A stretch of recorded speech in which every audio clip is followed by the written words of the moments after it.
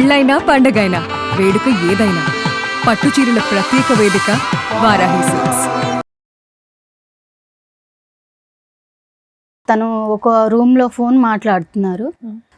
మాట్లాడుతుంటే నాకు డౌట్ వచ్చి వెళ్ళి విన్నాను.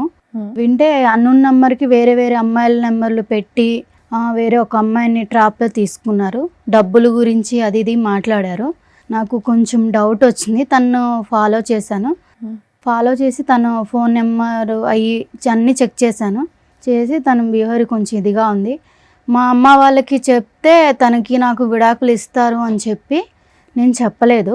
చెప్పకుండా ఇంకా ఆలోచించి అందరి ప్రూఫ్స్ మొత్తం నా దగ్గర ఉన్నాయి. మేము నువ్వు ఒక్కదానివే సింగిల్ హ్యాండెడ్గా ఈ ప్రూఫ్స్ అన్ని సంపాదించావు? ఎవరి సపోర్ట్ లేకుండా? లేదు సార్, నేను ఒక్కదాన్ని సంపాదించానండి. ఎందుకు సంపాదించావు ఇవన్నీ? తన బిహేవియర్ బయట పెడదామని చెయ్యాలని చెప్పి నేను చేశాను. కానీ బయట పెడితే నీకు లాభం ఏంటి? ఎలాగ అమ్మ నాన్నకి అంటే చెప్పకూడదు? ఇప్పుడు మా అమ్మ నాన్నకి చెప్తే తనకి నాకు డైవర్స్ ఇచ్చి వదిలిస్తారు. తను ఇంకా అమ్మాయిలను కూడా ఇచ్చేస్తారు కదా. అబ్బో, బయట అమ్మాయిలు మోసం చేస్తాడేమో వాళ్ళని కాపాడడానికి కంకణం కట్టుకున్నావా?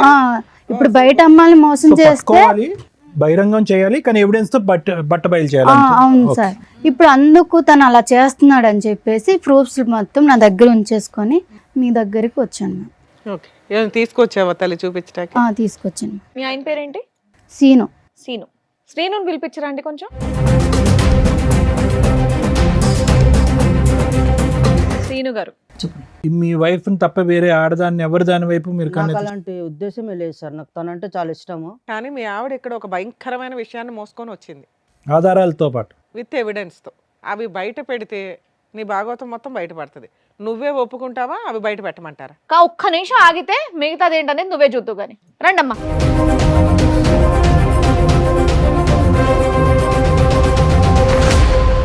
నమస్కారం అమ్మా. ఏంటి ఫ్యామిలీ పార్టీయా?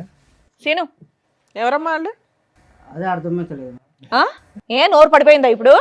నిజం చెప్పు. అరిచావా అంత అంటే గట్టిగా? నా మీద నీకు ఇప్పుడు అనుమానంగా ఉందా? అరే అనుమానం ఏంటి భయ? వాళ్ళు ముగ్గురు ఎవరో చెప్పు. అది అనుమానమో కాదో చెప్దాం. ఎదురుగా ఉన్న వాళ్ళు ఎవరో చెప్పు నానా. కంగారు పడుతున్నావు, చేతులు నలిపేసుకుంటున్నావు. తెలియదు మేడం, తెలియదు. అమ్మా మీరెవరమ్మా? మీరే పరిచయం చేసుకోండి ఆయనకి. ఏం సీను, నేను తెలీదా? నేను తెలీదా నీకు? నేను ఎలా పరిచయం తెలీదా నీకు?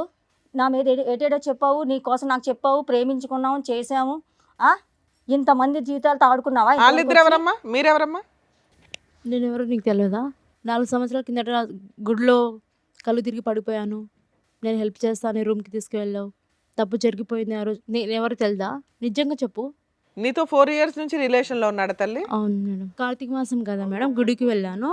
ఆ రోజు నేను కళ్ళు తిరిగి పడిపోయాను. ఏదేదో చెప్తే అవన్నీ నువ్వు చెప్పింది మాత్రం ఏదేదో మీ ఆవిడ చెప్పినప్పుడు అడిగితే ఏమీ లేదన్నావు. ఇప్పుడు వాళ్ళ ముగ్గురు వచ్చి కూర్చున్నా ఏమీ లేదంటున్నావు. సరే వాళ్ళ దగ్గర మా మాట్లాడు. ఫేసులు చూసి మాట్లాడు ఒకసారి. నేను చెప్తున్నాను కదా, నాకు మేము నిజంగా ఎవరో తెలియదా నీకు? సరే ఉండు సీను, వాళ్ళతో మాట్లాడి నువ్వు తర్వాత నరుద్దు గాని. శ్రీను ఇటు చూడు. Shock number 3. శ్రీను, నేను ఎవరో తెలీదా? మర్చిపోయావు నన్ను. నన్ను Memory నమ్మించి problem. మోసం చేసావు శ్రీను. నన్ను చూడు, నేనెవరో తెలీదా? ఇప్పుడు ఏంది? నేనెవరో తెలీదా నీకు? ముగ్గురు రౌండ్ అప్ చేస్తే నీ పని ఏమవుద్దో తెలుసుకో. ఏమందండి? 4 మీ ఓపిక సంవత్సరాలు. మెచ్చుకోలేదమ్మా, కూల్ గా మాట్లాడుతున్నారు చక్కగా. శ్రీను చెప్పు శ్రీను, నేనెవరో తెలీదా? ఏమో నీది 4 years ఏనమ్మా?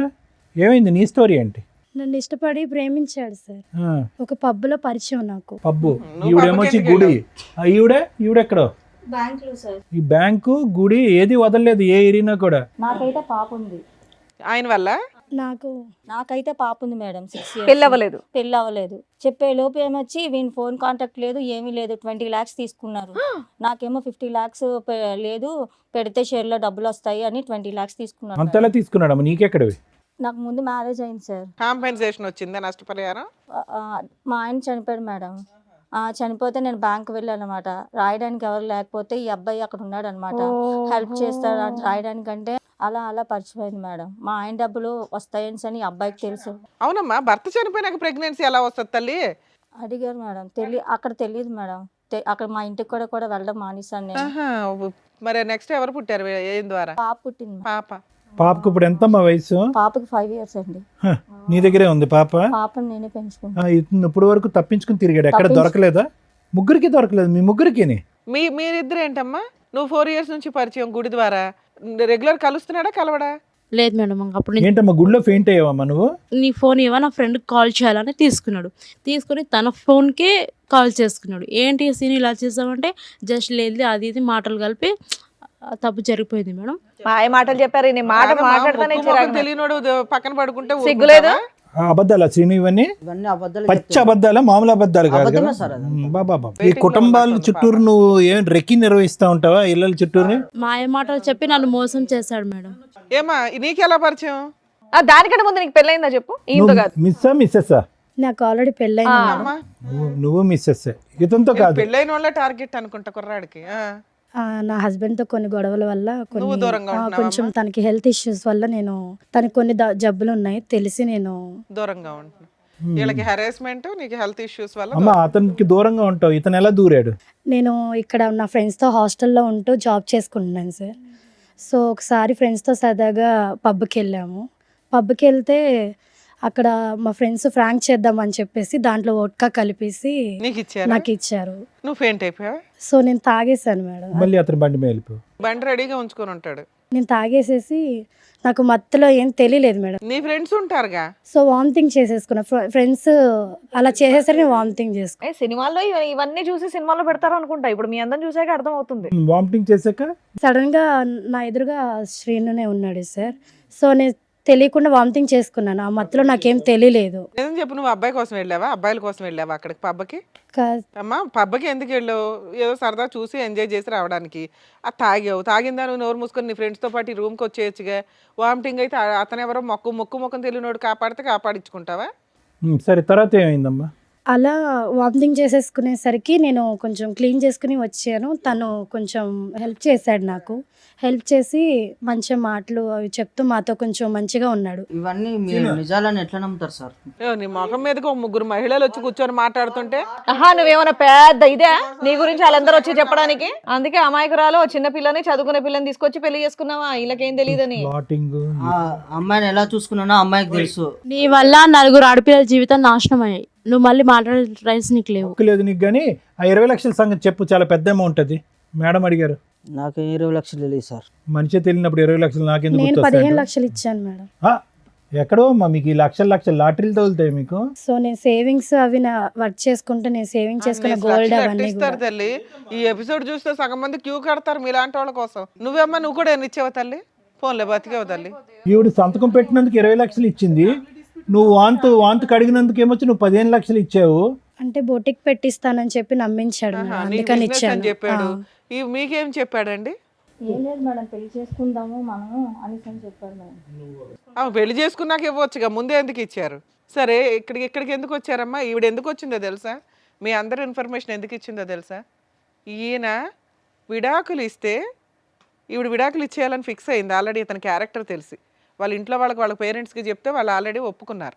కానీ ఇలా ఎంతమంది అమ్మాయిలను మోసం చేస్తాడో సమాజంలో వాళ్ళ ద్వారా చెప్పించండి మేడం, విత్ ఎవిడెన్స్తో తీసుకుని వచ్చింది. దానివల్ల మేము మీకు కాంటాక్ట్ అయ్యాం. ఇలాంటి వ్యక్తిని ఎంత బుద్ధి చెప్పాలి తల్లి? మీకు ఎవరికాళ్ళకి మీరే అన్యాయం అయ్యారనుకుంటున్నారు. ఇక్కడికి వచ్చిన మా వాళ్ళు చెప్తే మీరు షాక్ అయ్యారట. అమ్మ ఈ స్టోరీ అంతా ఈయనకి సంబంధించే అని. మీ ముగ్గురు ఆయనకి సంబంధించి మోసపోయిన వ్యక్తులు, ఈవిడికి దొరికిన వ్యక్తులు మాత్రమే. ఇంకెంతమంది ఉన్నారో తనకే తెలియదు. ఏమా చెప్తావా సీను? ఇంకా లిస్ట్ తెప్పించమంటావా? మేడం ఇప్పుడు జరిగేది ఏం లేదు మేడం. నేను ఒక్కనే ఏదో తప్పు చేసినట్టుగా మాట్లాడుతున్నారు. సమాజం అంతా తప్పు చేసినట్టేనా? కాదు మేడం, ఈ అమ్మాయికి ఆల్రెడీ ఇంత ముందుకు బాయ్ ఫ్రెండ్ ఉన్నాడు అని తెలిసి కూడా నేను అమ్మాయిని పెళ్లి చేసుకొని. నువ్వేం ఉద్ధరించలేదు నాన్న. వాళ్ళ నాన్న నాకు ఆల్రెడీ ముందే చెప్పిండు మేడం. అందుకే నీకు విడాకులు ఇచ్చేస్తుందా? నువ్వు ఫ్రీ అవ్వు. అది కాదయ్యా, ఆ ఇష్యూకి పెళ్ళైనటువంటి ఆడవాళ్ళకి ఇంత బహిరంగంగా మోసం చేయడానికి సంబంధం ఏమైందయ్యా? బాయ్ ఫ్రెండ్ తో అమ్మాయి ఉన్నప్పుడు రిలేషన్షిప్ మరి ఏం చేస్తావు? కోసం నేను వెళ్ళాను అంతే. నేనేం మోసం చేయలేదు ఎవరిని. దేని గురించి వెళ్ళే? సారీ ఐడెంటిటీ ఏంటి? హ్యాపీనెస్ కోసం హ్యాపీనెస్ గురించా? ఎంతమంది అమ్మాయిల జీవితం నాశనం చేస్తావు ఇలా? ఇప్పుడు చూపెడతారు వాళ్ళందరు నీకు హ్యాపీనెస్ అంటే ఏంటో. 20 లక్షలు తీసుకోలేదా? 20 లక్షలు అని చెప్పి పచ్చబొట్టేసేవాళ్ళు. పాప సంగతి ఏంటి? 20 లక్షలు 20 లక్షలు ఇప్పుడు నా పరిస్థితి ఏంటి?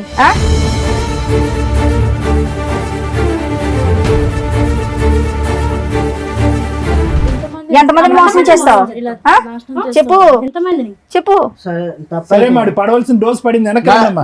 నా తప్ప అయిపోయింది సార్. మొఖాలే తెలియదన్నో మేము యాక్చువల్గా ఇక్కడ ఇట్లా లేకనే లేడీస్ ని తప్పే ఎందుకు లేకనిచ్చాము తెలుసా? నువ్వు కనీసం నిజం ఒప్పుకోలే ఇప్పటిదాకా. పోలీస్ స్టేషన్కి వెళ్తే ఉండేది నీకు భజన. వాళ్ళు పెళ్ళైన వాళ్ళు కాబట్టి నోరు మూసుకున్నారు. నీ డోసే మిగిలింది సరోజ. ఇలాంటోడు వద్దు సార్.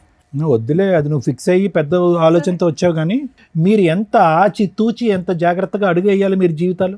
పోనీ ఇది ఏమన్నా ఒక లాంగ్ స్టాండింగ్గా ఒక వ్యక్తితో నాకు పరిచయం అండి, అతను నమ్మించాడండి, ఒక ఫ్రెండ్షిప్ అండి, ఆ తర్వాత ప్రేమాయణం అండి, మోసపోయానండి అంటే కాదు. ఒక తాత్కాలికమైనటువంటి ఒక చిన్నపాటి పరిచయం, ఒక బ్యాంకులో ఒక 10 నిమిషాల పరిచయం, ఒక గుళ్ళో 5 నిమిషాల పరిచయం, ఒక పబ్లో ఒక 4 నిమిషాల పరిచయం. అంటే మాయ మాటలు చెప్పాడు కదా సార్, లైఫ్ లాంగ్ మాయమాటలు చెప్పేటటువంటి కాళ్ళు కోకొల్లలుగా ఉంటారు. అది కాదు ఇక్కడ ఇష్యూ. ఒక పరాయి వ్యక్తి నా జీవితంలో ఏమీ లేకుండా నాకేదో జీవితాన్ని త్యాగం చేసేటటువంటి విధంగా మా అమ్మ నాన్నలు కూడా ఇవ్వనటువంటి ప్రపంచం నాకు ఒక 10 నిమిషాల్లో చూపెట్టేస్తున్నాడు అంటే కనుక కీడెంచి మేలంచమన్నారు. కాబట్టి ఆ మనిషిలో ఒక దొంగను చూడండి ఫస్ట్. భగవంతుడు ఇచ్చినటువంటిది ఒకటైతే కనుక చేతులారా చేసుకుంది మీరు కదా.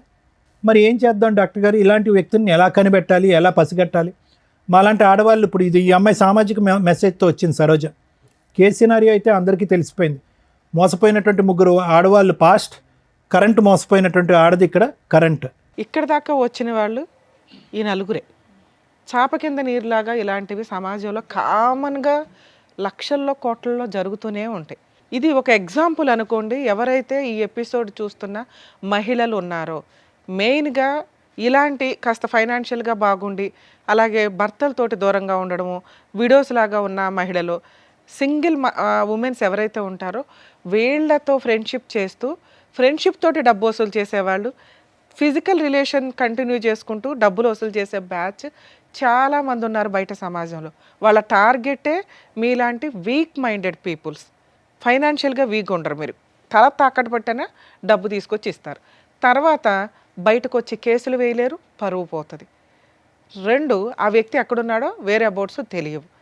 ఎక్కడికో వెళ్ళి కనీసం 3 ఎవరో ఒకళ్ళన్నా బయటకు వచ్చి పోలీస్ స్టేషన్లో కేసు వేద్దామన్నా ఏమ్మా నీకు బుద్ధి లేదా అంటారు, ముందు తెలుసుకోవా అంటారు. సో అంత దూరం వచ్చి పోలీస్ స్టేషన్ల చుట్టూ తిరగడం కంటే ముందుగా రియలైజ్ అవ్వండి ఇది నిజమా కాదా కాదు. ఇలాంటివి 100% సమాజంలో జరుగుతూ ఉంటాయి. నువ్వు లీగల్గా పెళ్లి చేసుకున్నావు కాబట్టి ధైర్యంగా పోరాడగలవు. వాళ్ళు బాధ వేస్తున్నా ఎందుకు ధైర్యంగా పోరాడలేకపోతున్నారంటే అది ఇల్లీగల్ సంబంధాలు కాబట్టి. అర్థమవుతుంది. అయినా వాళ్ళకి రైట్స్ ఉన్నాయి, వాళ్ళు చీటింగ్ కేసు వేయచ్చు. కాకపోతే 90% మహిళలు వచ్చి వెయ్యరు. ఇట్లాంటి మోసం చేసే వ్యక్తులను వదలకూడదు తల్లి. ఏ మహిళ అయినా ఇంటికి వెళ్ళి ఫైట్ చేయండి తల్లి. Madam thank you.